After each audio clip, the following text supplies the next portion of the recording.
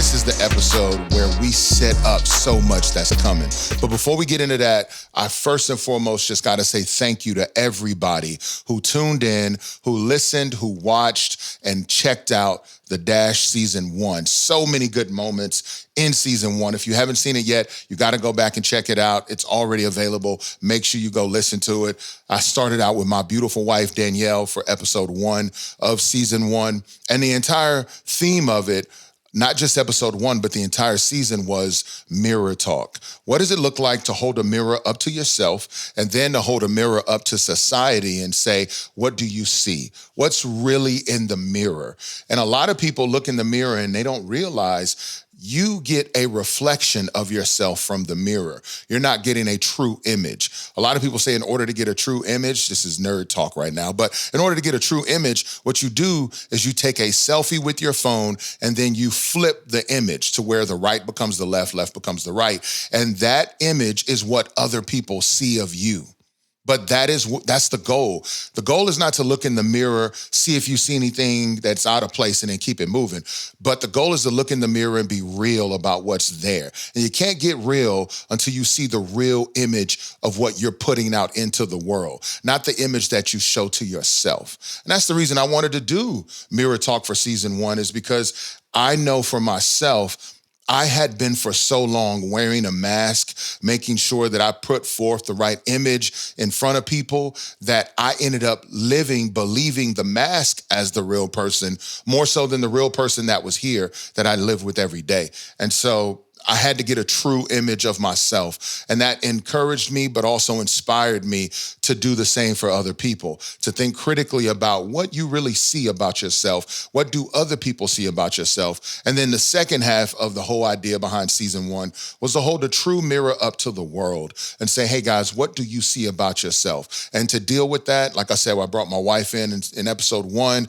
I had my man Ace, Lasana Harris, the head A&R at Reach Records, my man Dre, who's another A&R at Reach Records. I had KB on the episode, and we talked for a while. RG on the episode as well. We talked about so much dealing with music and just who we are as people. But at the end of the day, the goal of Season 1 was to hold up the mirror and say, what do you see? Think critically about what you see. And now we're back and we're moving forward into a different topic altogether. Not to mention the fact that new music is actually here. I'm dropping this time around too, my new and latest project. It's a part 2 installment of This Time Around, the first EP that had songs like Jumped Out the Whip. That joint has songs like Be Me, I'm Good, just to name a few. But ultimately, This Time Around was one of these moments where I wanted to be real about whether or not I still could rap. Like, I was just a sincere desire. But secondly, it was really a moment to say, let me do some music that's going to express who I really am. I'm an artist who's a real artist. I'm like, you got a lot of people who do music that are businessmen first, businesswomen first. I'm an artist first. I think about business second. I don't even think about it that much. I honestly focus more on what the art is going to be beyond anything else. And so this time around was my opportunity to be an artist, to not think about what people were going to say, how many numbers we were going to do, what it was going to look like response-wise on Apple Music or on Instagram or Twitter or Facebook, but what is it really going to be at the end of the day for the fan who holds it? Are they going to be able to receive the artistic vision and appreciate it? Or is it just going to flop and they not get it and it just be something I got to go start doing in my closet by myself or, in the garage with my homies? But ultimately, people felt it. Jumped Out the Whip on that project became one of the biggest songs I've ever done. And I'm Good was a surprise single. Like, I just knew everybody was going to fall in love with Be Me. But really, it was I'm Good. People fell in love with that song. And so this new project, this time around too, follows the same format and heart. But at the end of the day, it is with a kind of upgraded perspective, because I'm not the same person that I was then that I am now. So I want to address things that I deal with now. One of the things that I'm trying to deal with the most, and that's what we're talking about at the start of Season 2, is this thing we call Christian hip hop. What is it? Why do we even call it Christian hip hop? Where does that come from? And I know a lot of people get caught up in this idea of their version of what Christian hip hop is. If you ask somebody from the late 80s, early 90s, it's where you get a microphone and you proselytize and you start sharing what they call the truth or the gospel, the good news to people. If you ask somebody in the late 90s to mid 2000s, it's to be able to carry the mantle that was passed to them, to do that thing, but in a way that was comparable or acceptable or permissible within certain hip hop circles. And now if you look at music, it's kind of flip-flopped for a lot of people. They would say, actually, it's now about sonically, what is it up to par with everything that we know hip hop to be in the world? And beyond that, we'll sprinkle in some of what we feel about God in the process. And that's how people view it. That's not how I view it. And instead, I'm just gonna walk out what I feel as though God has asked me to do. And if you down to do that as well, then I think this episode will bless you tremendously. So please, check out this interview that I did with my buddy Marcus down at Engine Radio. Marcus in the morning did an interview with me. Make sure you go to my YouTube channel and subscribe. Make sure you hit up my social media and follow, because trust me, this conversation is moving and we're going to have a lot more to say about it. But this is a good one. So make sure you check it out. You're listening to your boy Tedashii right here on The Dash. Let's go. I am okay if you just start calling it hip hop. Okay. Reason being because it's hip hop. It is hip hop. Within hip hop, there are certain subcultures that exist. I'm okay with that. Like, I would never personally listen to a Kid Rock song, but he was hip hop for some people. Right. I mean, for all intents and purposes, he was hip hop for some people. Right. Where even if they just wanted to say, it's rock rap, guys, it's not hip hop. I'm like, no, he was rapping. Right. Or Limp Bizkit thought they was rapping. Like, it was hip hop for some people. But that's extreme. Let me just bring it more home. Like, when I listened to Houston rappers growing up, Mexican dudes who was rapping in Spanish, they was doing hip hop, even though it was in Spanish. Right. Even when I heard South Park Mexican here, he was rapping, bruh. And I was like, yo, you got to call him hip hop. Even if he is rapping about what he come from, he's still doing hip hop. And I even look at Busta Rhymes with 5%er music, and I'm like, bruh, you still rapping. It's still hip hop. Right. The reason we had to label it Christian music was two-sided, in my opinion. Okay. One, people who were doing it before us called it that.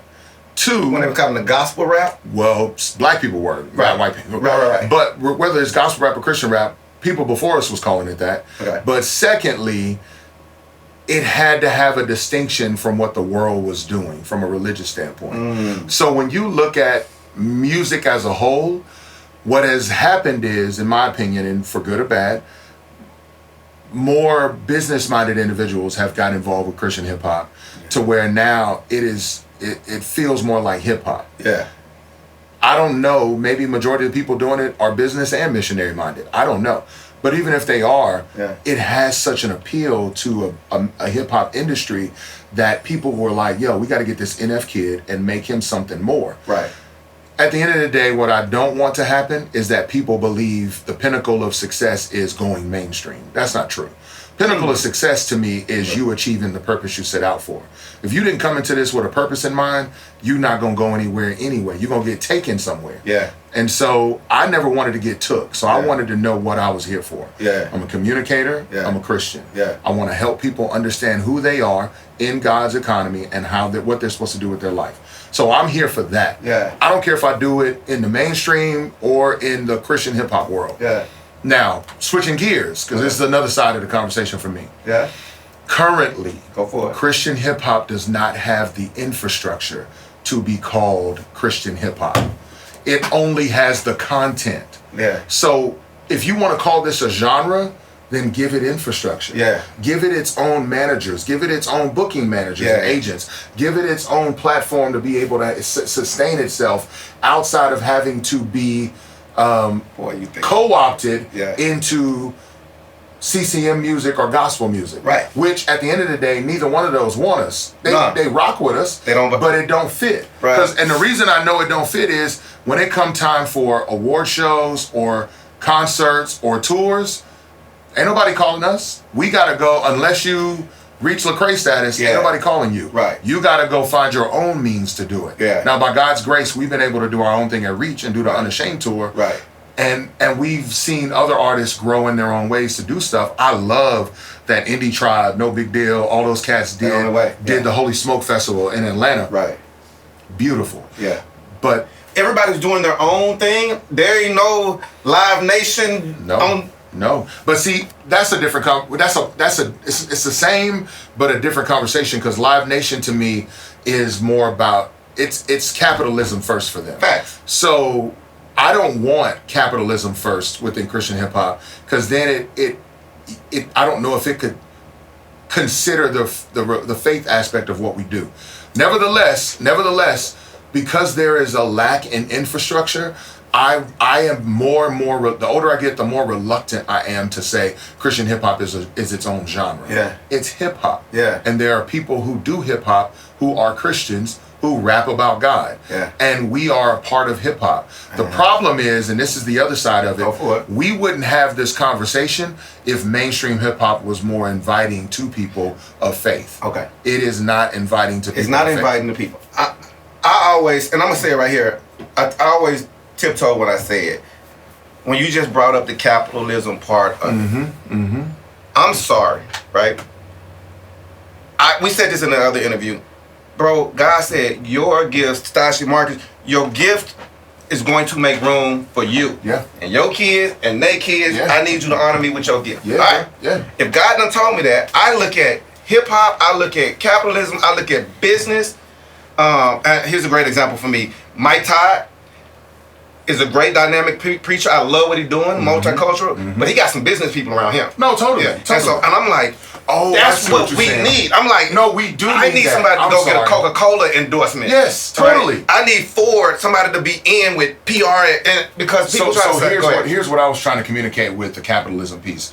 Live Nation to me is a monopoly.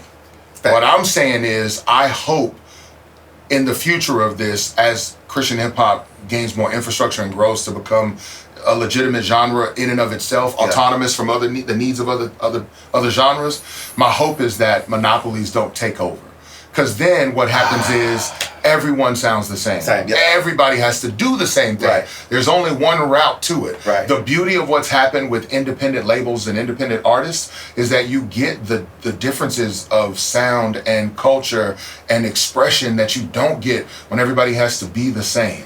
And so my hope is we would find companies like Live Nation and Coca-Cola and whatever else. Right. My fear is in that, not that it shouldn't happen, I won't even say fear. My hope is as that does, it will happen. Right. As it does happen, my hope is that there are people who will fight for those truths that are distinctive to what we do. Bro, I'll tell you that, and I'm using you because you top of one of the A-list Christian hip hop artists. I say it like that. Thank you, bro. Yeah. If you got an endorsement and you went on your gram and said, man, I partnered with Beats by Dre. I'm speaking that. Yeah, come on, bro. Let's go. You're going to get some Christians in your comments that go, what? I thought you was a believer. Yes, totally. Here's the problem with that. I'm going to flip that and say Ford Mustang. Yeah, totally.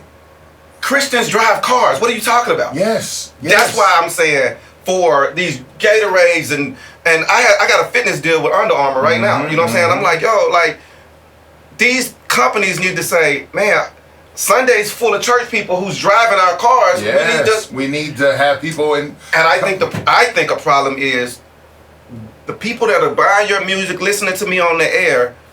We play the hypocrite game, right? The people that are listening in the car. And I hate to say this, it's gonna sound so mean because I appreciate everything, but man, some stuff you see, some stuff y'all do. People are I look at people coming for y'all, and I'm like, wait.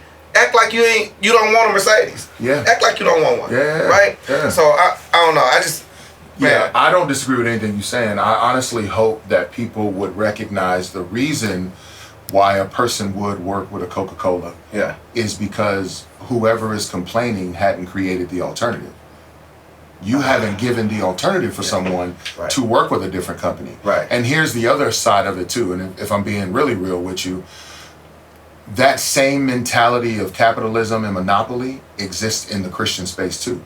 It just don't look the same because we call it Christian. Thanks. But there are tons of Christian people who own businesses that are $1 million and $1 billion businesses that only do certain things the way they desire for it to be done. Right. So I'm still in a position where I'm like, man, if I want this genre to be its own autonomous genre, meaning I want it to be able to stand alone and have infrastructure that can provide avenues of inroads to it and success coming out of it, then we got to create our own stuff.